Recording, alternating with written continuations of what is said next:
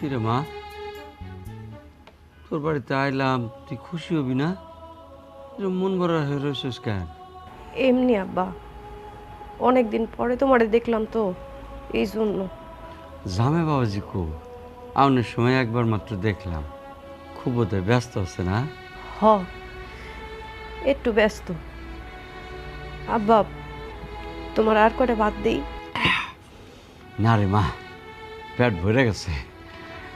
কত স্বাদ হইছে। আমরাও তো বাড়িতে ডাল ভাত খাই, কিন্তু ধনির বাড়ির ডাল ভাতের মজাই আলাদা রে মা।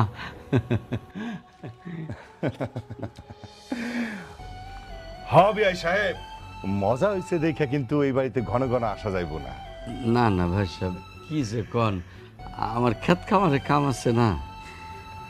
মায়ের দেখানোর লেগা বুকের ভিতর হঠাৎ কেমন করে উঠছিল, তাই একটু দেখতে আইছিলাম। দেখতে আসছেন ভালো কথা, তো সাথে ওই সমস্ত কি ফল ফলান্তি আনছেন? ওগুলো তো আমার বাসায় পচে, খাওয়ান না মানুষ নাই।